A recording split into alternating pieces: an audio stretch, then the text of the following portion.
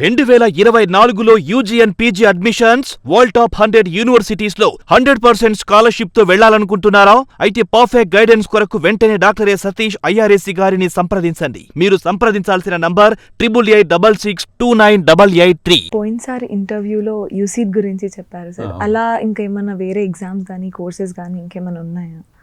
NID ఒక exam ఉంటుంది, చాలా మంచి exam, national institute of design అని. అది కూడా మోస్ట్ ప్రెస్టీజియస్ కాలేజ్. అది యాక్చువల్లీ ఇండియాలో 6 ఉంటాయి మనకి. మనకి స్టేట్ బైఫర్గేట్ అయినప్పుడు ఆంధ్రప్రదేశ్ కూడా కాలేజ్ ఇచ్చారు, అది విజయవాడలో. నాగార్జున యూనివర్సిటీలో టెంపరీగా రన్ చేస్తున్నారు యాక్చువల్గా. అది కొత్తగా ఒక క్యాంపస్ కూడా వాళ్ళకి కట్టుకున్నారు. డెఫినెట్గా ఎన్ఐడి వెళ్ళొచ్చు. అలాగే ఆర్కిటెక్చర్ ఉంటుంది, ఎస్పీఎస్ అని. అవి కూడా మనకి ఢిల్లీలోను విజయవాడలో కూడా ఉంది, school of planning and architecture అని. School of planning and architecture కూడా ఎగ్జామ్ రాసుకోవచ్చు చక్కగా. అలాగే ఐఐటి మెయిన్స్ రాసేటప్పుడే నాటా ఎగ్జామ్ అంటే ఆర్కిటెక్చర్ బీఆర్క్ అని సపరేట్గా పేపర్ ఉంటుంది. ఇలా ఆర్కిటెక్చర్ సంబంధించినటువంటి కొన్ని ఎగ్జామ్స్, అంటే కొంత ఎగ్జాక్ట్గా నాకు ఇంజనీరింగ్ కాదు, వేరే ఏదైనా క్రియేటివ్ ఫీల్డ్కి వెళ్దాం అట్లా అనుకున్నప్పుడు ఆర్కిటెక్చర్ లాంటిది కానీ, ఎస్పీఏ కానీ, ఎన్ఐటి కానీ, యూసీటీతో పాటు ఇలాంటి ఎగ్జామ్స్ ఏవైతే కొన్ని ప్రైవేట్ యూనివర్సిటీస్ ఉంటాయి, పర్ల్ అకాడమీ లేదా జీ అకాడమీ అని, ఎంటర్టైన్మెంట్ అని, కొన్ని మల్టీమీడియా లేదా మీడియా కానీ ఇలాంటివి, లేకపోతే డబ్ల్యూడిఏ అంటాం, డిజైన్ ఇన్స్టిట్యూట్, అది కూడా. లేకపోతే పూణే యూనివర్సిటీ ఉంది మనకి మహారాష్ట్రలో, వాళ్ళు కొంత డిజైనింగ్ రిలేటెడ్ కోర్సెస్ రన్ చేయడం కానీ అలాంటివి ఉంటాయి. అంటే ఒక్క యూసీట్తో ఐఐటీస్కి మాత్రం వెళ్ళగలరు, కొన్ని ప్రైవేట్ ఇన్స్టిట్యూట్స్ ఆ కోర్స్ యాక్సెప్ట్ చేస్తాయి. అదర్ దాన్ దట్ మిగతా కాలేజెస్లో చేయొచ్చు. కానీ ప్రైవేట్ యూనివర్సిటీస్, డీమ్డ్ యూనివర్సిటీస్లో చాలామంది జాయిన్ అవుతున్నారు తెలియక. చాలా డీమ్డ్ యూనివర్సిటీస్లో డబ్బుల గురించి కోర్సెస్ పెడుతున్నారు, చదివిన తర్వాత మంచి ఉద్యోగాలు రావట్లేదు, వచ్చిన 20,000 25,000 జీతాలు వస్తున్నాయి. అంటే కెరియర్ని ఎక్స్ట్రీమ్గా మీరు ఊహించుకోకూడదు.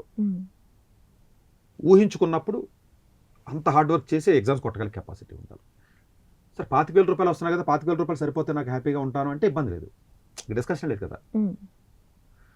కానీ అక్కడికి వెళ్ళి నాకు నెలకు ₹1,00,000 రావాలంటే రాదు.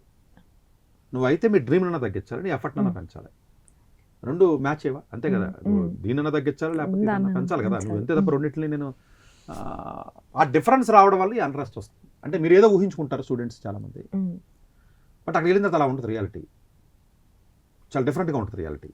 ఆ డిఫరెంట్గా ఉన్నప్పుడు అప్సెట్ అవుతారు. ఉదయం బాబు నేను ముందేదో అనుకున్నాను, నాకు ఎంత జీతం వచ్చేస్తుంది, లేదా $1,20,000 వచ్చేస్తాయి, $125,000 వస్తాయి అనుకున్నాను, నేను యూఎస్ వెళ్ళాను, లేకపోతే ఇంకోటి ఏదో చదివాను, ఇంకోటి చదివాను. అందువల్ల ఏంటంటే జనరల్గా ఎలాంటి ఎగ్జాము లేకుండా, ఎలాంటి ఇంటర్వ్యూ అంటే కొంచెం మంచి ఎగ్జామ్స్, మంచి ఇంటర్వ్యూస్ లేకుండా డెఫినెట్గా ఎవరో సీట్ ఇవ్వరు. అన్ఫార్చునేట్గా ఈ డీమ్డ్ యూనివర్సిటీస్లో ఊరికొకరిని పెట్టి ఏజెంట్ని, ఎక్కడో ఉంటుంది ఢిల్లీలో లవ్లీ ప్రొఫెషనల్ యూనివర్సిటీ పంజాబ్ అని, అది ఆడెవడో భారత్ యూనివర్సిటీ, సత్యభామ యూనివర్సిటీ అంటే ఎక్కడో బెంగళూరులో మూల ఎక్కడో జైన్ యూనివర్సిటీ అని అంటారు. ఈ పేరెంట్స్ అస్తమానం నీకు ఫోన్లు వస్తూ ఉంటాయి, ఎవడొకడు ఫోన్ చేస్తాడో లేదా టీచర్ చెప్తాడు. స్కూల్స్కి వెళ్ళిపోయి డబ్బులు ఇచ్చి ప్రిన్సిపల్స్కి వాళ్ళు చెప్తున్నారు ఏది మా కోర్స్ మంచిదని, జాయిన్ అవ్వమని చెప్తూ ఉంటారు. బొమ్మలు చూపిస్తాడు. ఈ కాలేజీలు జనరల్గా కొంచెం బాగా ఉంటాయి, కొంచెం అందంగా చూడడానికి బాగుంటాయి. ఇప్పుడు అంతే కదా, ఇప్పుడు అలా అందంగా ఉన్న ప్రతి దాని దగ్గరికి వెళ్ళకు, మనం ప్రతి వస్తువుకి మనం అట్రాక్ట్ అవ్వకూడదు కదా. ఇప్పుడు అమ్మాయిలు కూడా అలా అందంగా ఉన్నారని పెళ్లి చేసుకుంటున్నారు, మళ్ళీ డైవర్సులు తీసుకుంటున్నారు, ఇంకా రకరకాల. అది ఒకటే కాదు కదా. ఇది ఏమవుతుందంటే వాళ్ళు ఆ ప్రిన్సిపాల్స్కి ఒక ₹1,00,000 50,000 ఇవ్వడం, గవర్నమెంట్ ఎన్ఐడి కూడా వచ్చి ₹1,00,000 ఇవ్వడు కదా. వాడికి ఎన్ఐడి ఎగ్జామ్ గురించి తెలియదు, వాడికి వాడు వచ్చే ఉంటుంది గవర్నమెంట్. ఐఐటి కూడా వచ్చి అక్కడ పబ్లిసిటీ చేయడు కదా, ఎన్ఐటి కూడా వచ్చి చేయడు కదా. పబ్లిసిటీ వచ్చి చేస్తున్నాడు అంటే దాన్ని మనం అండర్స్టాండ్ చేసుకోవాలి ఫస్ట్ బేసికల్గా, అంతే కదా.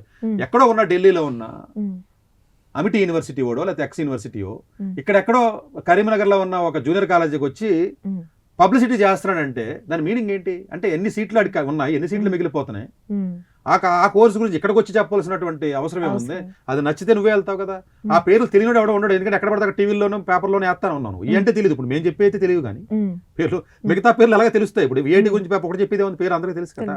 మళ్ళీ ప్రత్యేకంగా మళ్ళీ డబ్బులు ఇవ్వడం అవసరం. ఇప్పుడు కేఎల్ యూనివర్సిటీ అనో లేదా విజ్ఞానో స్కూల్స్కి వెళ్ళి వాళ్ళకి డబ్బులు ఇవ్వడం, లేకపోతే పబ్లిసిటీ చేయడం, లేకపోతే మార్కెటింగ్ చేయడం, ఇవన్నీ సర్వసాధారణంగా జరుగుతూ ఉంటాయి. పల్లెటూరులోకి వెళ్ళిపోతారు, స్కూల్స్లోకి బొమ్మలు చూపిస్తారు, బిల్డింగ్లు బాగుంటాయి, ప్లేస్మెంట్ వచ్చేస్తుంది, 100% ప్లేస్మెంట్, 100% ప్లేస్మెంట్ అని చెప్పి స్ట్రైట్ అవే డైరెక్ట్గానే మోసం చేస్తున్నారు. ఇండైరెక్ట్గా కాదు ఇది, అది పేరెంట్స్ అర్థం చేసుకోవాలి.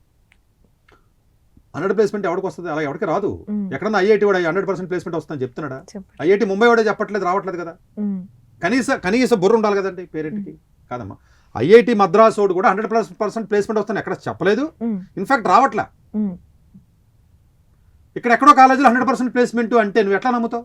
అంటే స్వీపర్ పోస్ట్ కూడా పోస్టా? పోనీ అలాగే ఉన్నా 100%?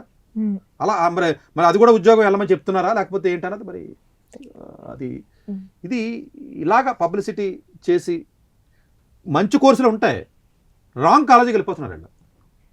అంటే వేరే ఎగ్జామ్స్ ఎలా రాయాలో తెలియదు, దాని గైడెన్స్ ఇచ్చి కూడా ఉండడో, ఎలా చదవాలో తెలియదు. ఇదేమీ లేకుండా ఓ 1,00,000 రూపాయలు కడితే సీట్ ఇస్తానంటే బాగుంది కదా వినడానికి, అంతే కదా. 1,00,000 రూపాయలు ఇస్తే 1 lakh ఉంది నీకు సీట్ ఇస్తే నీకు ఇస్తాను అంటే నీకు బాగుంది కదా. సో ఇప్పుడు జరుగుతున్నటువంటి విధానం ఏంటంటే మ్యాక్సిమం ఇలాంటి కోర్సెస్లోకి మీకు ఏదైనా వేరే వేరే స్టేట్స్ కానీ లేకపోతే మహారాష్ట్ర కానీ లేకపోతే ఇంకో స్టేట్ కానీ అక్కడికి రకరకాల కాలేజీలు ఉంటాయి, వాళ్ళు పబ్లిసిటీ చేయడం.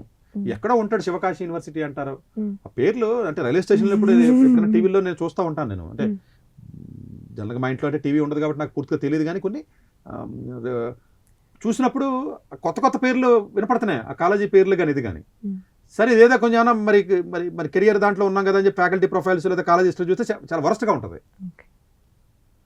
ఆడు 10 నిమిషాలకు ఒకసారి యాడ్ ఇచ్చినప్పుడు నీకేమనిపిస్తుంది? మంచి బిల్డింగ్ మంచిది అది ఇది చూపించినప్పుడు బాగానే ఉంటుంది.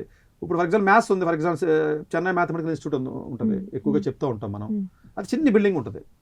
అసలు CMI ఎగ్జామ్ ఒకటి ఉంటుంది, మ్యాథమెటిక్స్ కాడికి వెళ్ళి చదవచ్చు అన్న విషయం చాలా మంది 12th స్టూడెంట్స్లో 1% ఆఫ్ ది స్టూడెంట్స్ కూడా తెలియదు. అది ఇండియాలోనే ద బెస్ట్, ఈవెన్ IIT కంటే కూడా బెటర్, IISc కంటే కూడా బెటర్. చాలా మంది IISc బెంగళూరు వదిలేసి కూడా CMIకి వెళ్తారు. అంత మోస్ట్ ప్రెస్టీజియస్ కాలేజ్ మ్యాథమెటిక్స్కి. అది ఆల్మోస్ట్ మీకు ఇంటర్నేషనల్ మ్యాథమెటిక్స్ ఒలింపియాడ్స్ కొట్టిన వాళ్ళు వెళ్తూ ఉంటారు చాలా మంది. అసలు ఎగ్జామ్ చదవడం పక్కన పెట్టు, అసలు ఎగ్జామ్ ఒకటి ఉంటుందని ఆడెక్కడ పబ్లిసిటీ అనేది ఎక్కడ ఉండదు. CMI అని తెలీదు. నువ్వు ఎక్కడన్నా విన్నా పేరు చూసావా? ఇదంతా టీవీలో కానీ రేడియోలో కానీ ఎక్కడన్నా ఉంటుందా? లేకపోతే IMS అని ఒకటి ఉంటుంది, ఇండియన్ మ్యాథమెటికల్ సైన్స్ అని ఒకటి ఉంటుంది. ఎక్కడ ఉండవు ఈ పేర్లు, పబ్లిసిటీ చేయరు వాళ్ళు. అవి పక్కకి వెళ్ళిపోతున్నాయి చేయకపోవడం వల్ల. ఈ చేసినేమో బాగా ఇదయ్యి జనరల్గా పల్లెటూరులోనూ లేకపోతే పల్లెటూరులో ఏమైనా పేరెంట్స్ కూడా చదువుకున్న పేరెంట్స్ కూడా సరైన అవగాహన లేక అది అచ్చాస్తో ప్లేస్మెంట్ అంటే యావరేజ్ ప్లేస్మెంట్ ఎంత వస్తుందంట, లేకపోతే ల్యాబ్ ఎంత బాగుందంట వెళ్తారు. ఫస్ట్ భోజనం మెస్గా తీసుకెళ్తారు, భోజనం బాగానే ఉంటుంది, ఫస్ట్ ఇనిషియల్గా బాగానే ఉంటాయి, ఆ టైంలో అడ్మిషన్ టైంలో బాగానే పెడతారు, మొత్తం త్రోడ్ దగ్గర పెట్టరు. కానీ నువ్వు ఏ జూన్లోనో మేలో వెళ్ళావు అనుకో, కాలేజీ క్యాంపస్ టూర్ అంటారు. క్యాంపస్ టూర్ ఎందుకు? మంచి కాలేజీ క్యాంపస్ టూర్. ఇప్పుడు జమ్మూ కాశ్మీర్లోనో ఏదో ఉంది, ఫర్ షిల్లాంగ్లో IIM ఉంది. ఇప్పుడు వీళ్ళు చూడాలి నువ్వు అర్జెంట్గాను, అది IIM షిల్లాంగ్ డెఫినెట్గా మంచి క్యాట్ ఎగ్జామ్లో మంచి స్కోర్ వచ్చిన వస్తారు చాలు. ఇప్పుడు అర్జెంట్గా నువ్వు ఫ్లైట్ ఎక్కి వెళ్ళి షిల్లాంగ్ చూసి జాయిన్ అవ్వాల్సిన అవసరం లేదు కదా, నీకు కౌన్సిలింగ్లో పెట్టి వెళ్ళిపోవచ్చు నువ్వు. ఇప్పుడు అంతే కదా. ఇప్పుడు US పోయి నువ్వు ఏదో జార్జియా టెక్ యూనివర్సిటీకి వెళ్ళాలంటే చూసేదేంటి?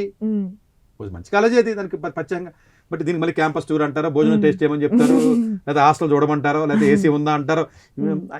వీటికి ఫ్యాకల్టీ ఉన్నారని పరిచయం చేస్తారు. ఆ ఫ్యాకల్టీ ఏమో ఆ క్వాలిటీ అంతా అసెస్మెంట్ చేసేంత నాలెడ్జ్ ఉండదు, మీకు తెలియదు కదా. ఏముంది ఇలాగ బ్లేజర్ వేసుకుని అలా కూర్చుంటే ఫ్యాకల్టీ టీచర్ అనుకుంటావు తప్ప నీకేంటి ఎట్లా తెలుస్తుంది? నీకు ఆ క్వాలిటీని అసెస్ చేసేంత తెలివి అక్కడ పేరెంట్స్కే ఉంటుంది, ఇంకా స్టూడెంట్స్కే ఉంటుంది. సో అందువల్ల ఏంటంటే మ్యాక్సిమం ఇప్పుడు అన్ఫార్చునేట్గా ఇండియాలో UGC డీమ్డ్ యూనివర్సిటీస్కి పర్మిషన్స్ ఇవ్వడం వల్ల దగ్గర 150 డీమ్డ్ యూనివర్సిటీ వచ్చేసినాయి ఇండియాలో.